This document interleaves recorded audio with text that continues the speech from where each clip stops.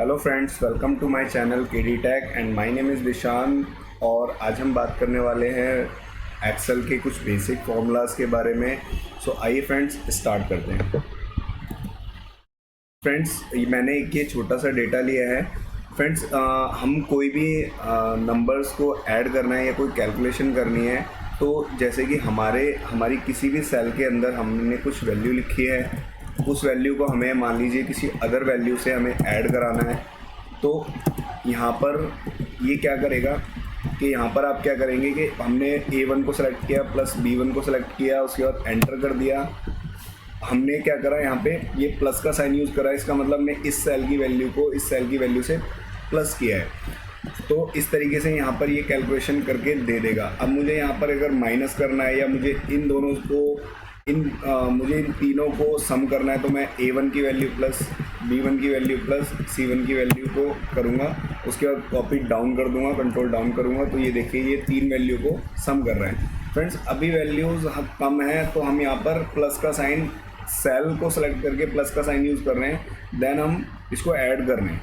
यहाँ पे हम अपना जो भी हमारे को आंसर चाहिए वो हम ले रहे हैं। लेकिन अगर मुझे बड़े डेटा पे काम करना है, मेरे मान लीजिए वहाँ पे 100 सेल हैं, तो मैं 100 सेल को एक एक बार जाके सेलेक्ट नहीं कर सकता। तो MS एक्सेल ने एक फॉर्मूला बनाया है सम। तो सम फंक्शन क्या करता है कि वो आपकी जो भी रेंज जो आप सेलेक्ट करते हैं, उस रेंज के अंदर जो वैल्यू होती है वो उसको सम कर देता है। अब जैसे मुझे इसको सम करना है, तो मैंने यहाँ पे A1 से D सेलेक्ट किया, तो यहाँ पे देखिए ऑटो सम का ऑप्शन आ रहा है। जब आप इस पर क्लिक करेंगे तो ये आपके एक सेल आगे आपको इसने सम करके यहाँ पे दे दिया। ये देखिए सम का फॉर्मूला इसने लगा करके और वो आपको सम करके यहाँ पे इसने आपको रिज़ल्ट उसका दे दिया है। इसी तरीके से हमें अगर इन चार वैल्यू को D1 से D4 मुझे अगर सम करना है, तो मैं यहाँ पे जा करके इस पर ऑटो सम पे क्लिक कर दूँगा। तो ये देखिए इसने यहाँ पर इसको सम कर दिया, मेरी ऊपर जो नंबर्स लिखे हैं उसको सम कर दिया। तो इस तरीके से हम सम कर सकते हैं। अब ऑटो सम पे क्लिक करके हमने कर लिया। अब मान लीजिए मुझे यहाँ पर कुछ और वैल्यू चाहिए, तो हम खुद से कैसे लगा सकते हैं, आइए वो देखते हैं। तो फ्रेंड्स, मैंने कुछ सब्जेक्ट्स लिए हैं, मुझे इन सब्जेक्ट को इस टोटल वाले कॉलम में ऐड करना है। तो मैं कैसे कर सकता हूँ, मैं यहाँ पे simply is equal to press करूँगा, देन SUM लिखूँगा, तो मेरे पास सम फंक्शन की एक लिस्ट आ जाएगी। तो मुझे सिंपली सम लगाना है, तो मैं सम फंक्शन पे जाके इस पे सिर्फ टैब दबाऊंगा तो ये फंक्शन आ जाएगा। अब ये नंबर पूछ रहा है कि आपको किस नंबर को ऐड करना है, किस रेंज को ऐड करना है, तो मैं पूरी रेंज सेलेक्ट कर लूँगा। उसके बाद क्लोज ब्रैकेट करके एंटर कर दूँगा।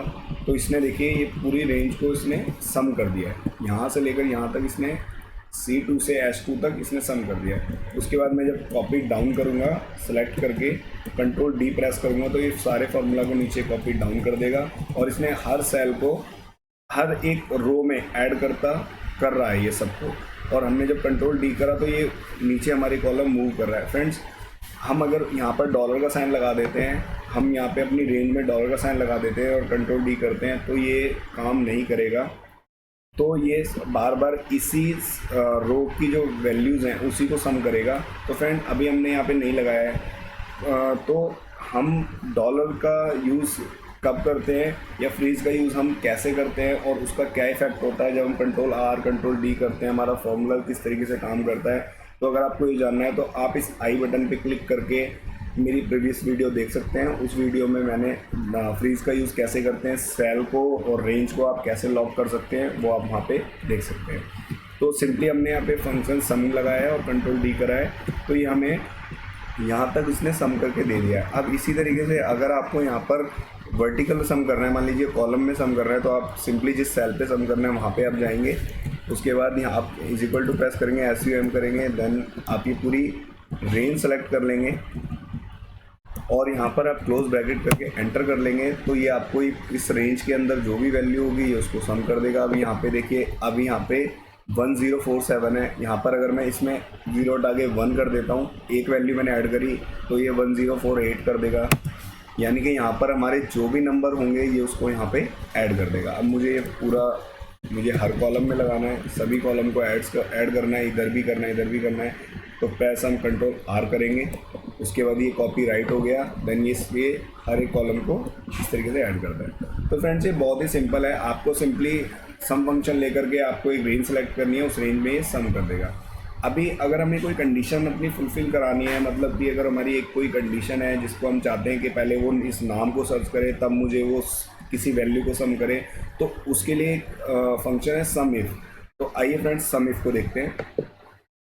सम इफ फंक्शन जो होता है वो एक कंडीशन बेस्ड फंक्शन है कि आपको कोई कंडीशन अगर चाहिए, आप चाहते हैं कि वो मेरे डेटा के अंदर से एक कंडीशन मेरी फुलफ़िल करे देन वो सम करे, तो ये इस तरीके से काम करता है। तो आप इज इक्वल टू प्रेस करेंगे और SUM लिखेंगे।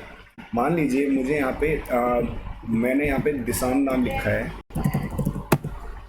और मुझे दिशांत के सम चाहिए, मतलब जहाँ पर ये दिशांत नाम हो मुझे वहाँ पर C कॉलम के जो नंबर्स हैं उसको ऐड करना है। तो मैं इज इक्वल टू प्रेस करूँगा SUMIF सम इफ लिखूँगा। देन दो फंक्शन आते हैं तो मुझे सम इफ देखना है, टैब दबाऊँगा। उसके बाद मैं क्या करूँगा, मुझे A कॉलम में जो रेंज है मेरी उसको मैं सेलेक्ट कर लिया। उसके बाद मैंने इसको कॉमा किया, मुझे दिशांत के नंबर ऐड करने हैं। तो मैं क्या करूँगा, मैं यहाँ पे दिशांत लिख दूँगा, कोमा मैं यहाँ पर ये जो मेरी रेंज है मुझे जिस रेंज में सम करना है, ये पूरा हिंट देता है फ्रेंड्स। आप इस फॉर्मूला को जब भी लेंगे तो आप इधर देखेंगे, आप अगर इसको फॉलो करते हैं तो आपका फॉर्मूला हमेशा राइट होगा। तो पहले इसने मुझे रेंज पूछी थी, किस रेंज में देखना है, मुझे क्या क्राइटेरिया सेलेक्ट करना है, मतलब क्या मुझे उसमें सर्च करना है, वो मैंने लिया। उसके बाद मुझे सम रेंज पूछ रहा है, मुझे सम रेंज मेरी है कि मुझे ये C कॉलम में जो वैल्यू है उसको सम करना है। देन लॉक करके मैं एंटर करूँगा। इसने मेरे को जो आंसर है वो दे दिया है। तो अगर मैं इसको कंट्रोल D करता हूँ तो मेरा हमेशा आंसर सेम रहेगा, क्योंकि हमने यहाँ पे हार्ड कोटेड दिशांत लिखा है। तो इसने हम जब भी हम कंट्रोल डाउन कर रहे हैं तो हर बार ये दिशांत को सर्च कर रहा है इधर और उसको सम कर रहा है, तो रिजल्ट हमेशा सेम आ रहा है। तो हम क्या करेंगे, इस दिशांत के जो नाम को इसको हम यहाँ से हटा के हम यहाँ पे सेल की वैल्यू दे देंगे। हम यहाँ पे सेल की वैल्यू दे देंगे कि भाई जो E3 के अंदर जो वैल्यू लिखी है, टैक्स लिखा है, E3 के अंदर जो भी टैक्स लिखा है उसको ये फाइंड करे A कॉलम में, देन ये C वाले कॉलम के अंदर जो नंबर है उसको सम करे। तो हम एंटर कर देंगे। अब हम कंट्रोल डाउन करते हैं तो देखिए फ्रेंड इसने रिजल्ट बिल्कुल सही दिया है।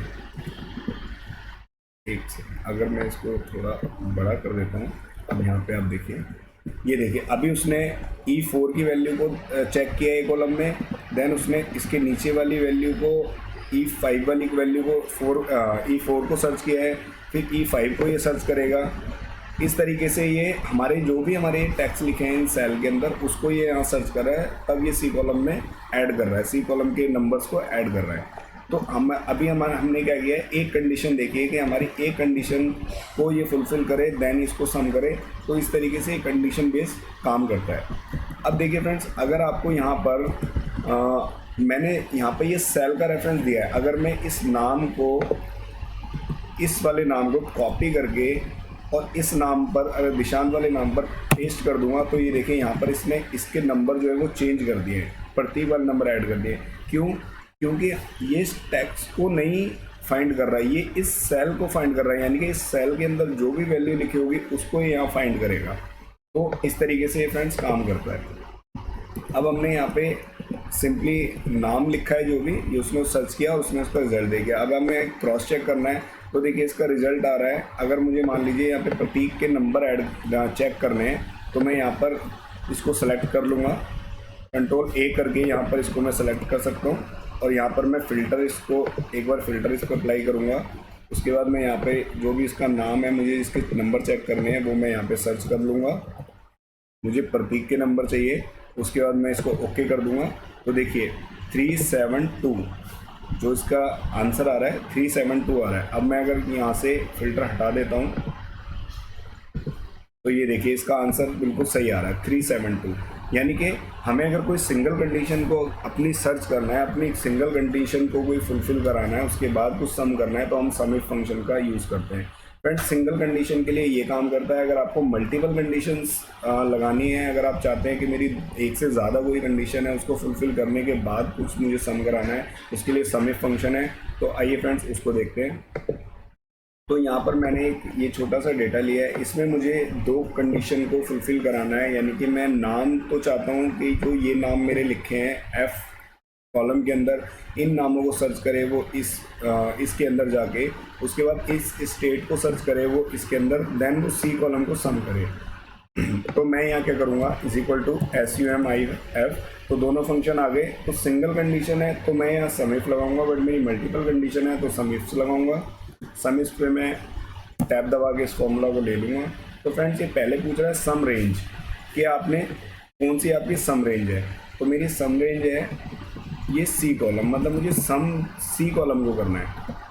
फिर उसके बाद पूछ रहा है ये आपकी क्राइटेरिया फर्स्ट, यानी कि पहली आपकी कंडीशन कौन सी है वो पूछ रहा है। तो मेरी पहली कंडीशन है कि जो ए कॉलम में जितने भी नाम लिखे हैं उस नाम को मैं सर्च करे ये मेरे इन नामों को, इस नाम को जो मैंने एक सेल दिया है, इस सेल के अंदर जो टेक्स्ट लिखा है उस टेक्स्ट को ये ए कॉलम में फाइंड करे, कोमा। फिर उसके बाद मैंने बोला है जो ये बी कॉलम में स्टेट लिखी है, इस स्टेट को वो मेरी इस स्टेट से जो G3 में लिखी है इस स्टेट को जाके सर्च करे। उसके बाद उसको सम करे।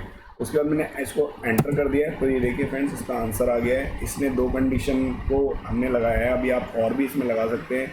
मैंने नाम सर्च किया है, उसके बाद स्टेट सर्च करी है, देन मैंने इसको सम किया है।